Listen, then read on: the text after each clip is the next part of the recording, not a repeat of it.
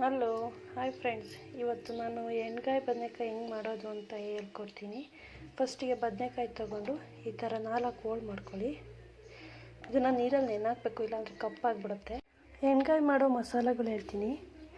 ಕಡಲೆಬೀಜ 1 ಕಪ್ಪು, ಬಿಳಿ ಎಳ್ಳು ತೊಗೊಳ್ಳಿ ಒಂದು ಅರ್ಧ ಬೌಲು, ಮನೆ ಸಾಂಬಾರು ಪುಡಿ 1 ಸ್ಪೂನು, ಒಂದು ಸ್ವಲ್ಪ ಕಾಯಿ, 1 ಇಂಚು ಶುಂಠಿ, ಒಂದು 6 ಬೆಳ್ಳುಳ್ಳಿ, ಒಂದೇ ಒಂದು ಈರುಳ್ಳಿ.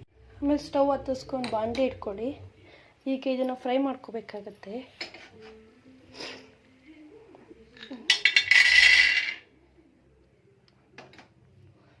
ಕಡಲೆಬೀಜನ ಚೆನ್ನಾಗಿ ಫ್ರೈ ಮಾಡ್ಕೊಳ್ಳಿ ಈ ಥರ.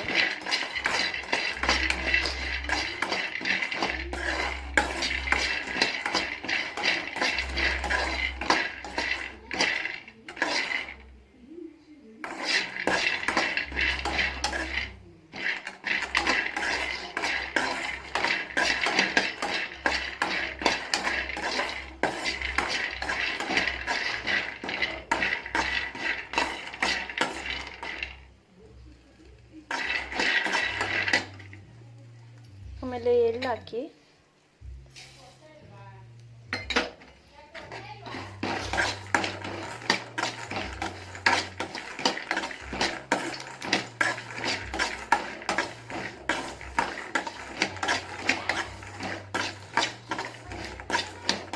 ಚೆನ್ನಾಗಿ ಫ್ರೈ ಮಾಡ್ಕೊಳ್ಳಿ. ಎಳ್ಳಾದ್ಮೇಲೆ ಕಾಯಿ ಹಾಕಿ ಕಾಯಿನ ಫ್ರೈ ಮಾಡ್ಕೊಳ್ಳಿ. ಇದನ್ನು ಆಫ್ ಮಾಡಿ ಸ್ವಲ್ಪ ಆರೋದಕ್ಕೆ ಬಿಡಿ. ಆರಿದ ಮೇಲೆ ಮಿಕ್ಸಿ ಜಾರಿಗೆ ಹಾಕ್ಕೊಳ್ಳಿ. ಮಿಕ್ಸಿ ಜಾರಿಗೆ ಒಂದು ಈರುಳ್ಳಿ ಕಟ್ ಮಾಡಿದ್ವಲ್ಲ ಅದು ಈರುಳ್ಳಿ ಹಾಕ್ಕೊಳ್ಳಿ, 1 ಇಂಚು ಶುಂಠಿ, ಬೆಳ್ಳುಳ್ಳಿ, 1 ಸ್ಪೂನ್ ಮನೆ ಸಾಂಬಾರು ಪುಡಿ ಇತ್ತಲ್ಲ ಇದನ್ನು ಹಾಕ್ತಿದ್ದೀನಿ. ಈ ಥರ ಸಾಫ್ಟಾಗಿ ರುಬ್ಕೊಳ್ಳಿ. ಈ ಥರ ಆಮೇಲೆ ಬದನೆಕಾಯಿಗೆ ನಾವು ಖಾರ ಆಡಿಸಿರೋದನ್ನು ಚೆನ್ನಾಗಿ ತುಂಬಿ, ಆಮೇಲೆ ಒಂದು ದೊಡ್ಡ ಬಾಣಲೆ ತೊಗೊಳ್ಳಿ. ಅದಕ್ಕೆ 3 ಸ್ಪೂನ್ ಎಣ್ಣೆ,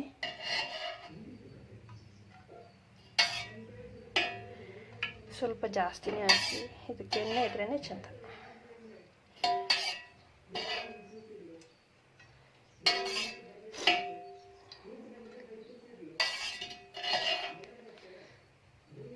ಎಣ್ಣೆ ಹಾಕಿದ್ಮೇಲೆ ಕರಿಬೇವಿನ ಸೊಪ್ಪು,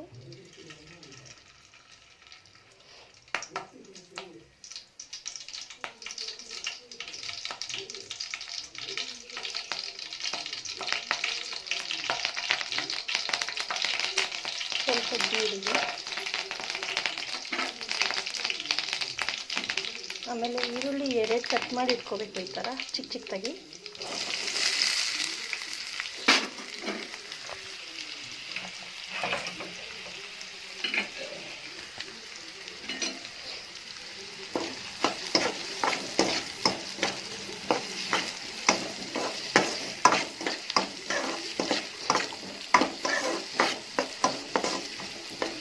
ಫ್ರೈ ಮಾಡಿದ್ದೀನಿ ಚೆನ್ನಾಗಿ. ಇದು ಇವಾಗ ಚೆನ್ನಾಗಿ ರೋಸ್ಟ್ ಆಗಿದೆ. ಇವಾಗ ಮಸಾಲ ತುಂಬಿರೋ ಬದನೆಕಾಯಿನ ಇದಕ್ಕೆ ಹಾಕೋಣ.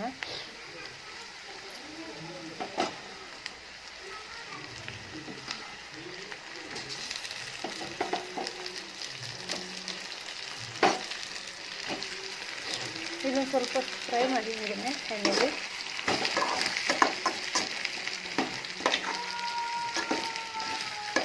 ಸ್ವಲ್ಪ ಚಿಕ್ಕ ಬದನೆಕಾಯಿನ ಹಾಕೊಳ್ಳಿ ನೀವು. ಸ್ವಲ್ಪ ಒಂದು 5 ನಿಮಿಷ ಚೆನ್ನಾಗಿ ಬೇಯಿಸ್ಬೇಕಿದೆ ಹಿಂಗೇನೆ.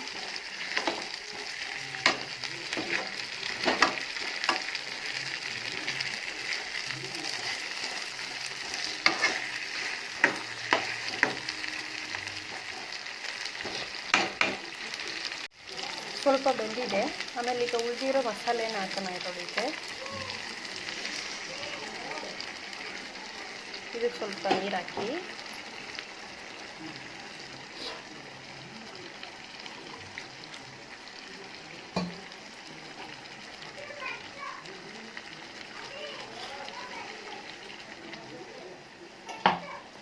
ಇದಕ್ಕೆ ಇವಾಗ ರುಚಿಗೆ ತಕ್ಕಷ್ಟು ಉಪ್ಪು ಹಾಕೋಣ.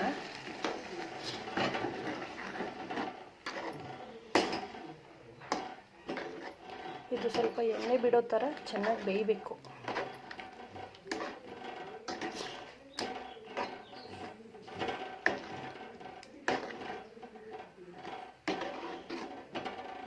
ರುಚಿಗೆ ತಕ್ಕಷ್ಟು ಉಪ್ಪು. ಇದು ಇವಾಗ ಚೆನ್ನಾಗಿ ಬೆಂದಿದೆ. ಲಾಸ್ಟ್ ಇಂಗ್ರೀಡಿಯೆಂಟ್ಸ್ ಕೊತ್ತಂಬರಿ ಸೊಪ್ಪು ಹಾಕಿ ಚೆನ್ನಾಗಿ ಮಿಕ್ಸ್ ಮಾಡಿ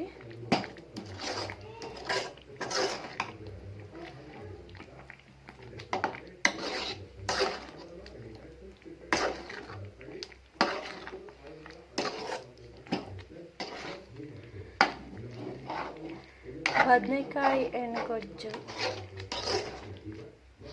ರೆಡಿ.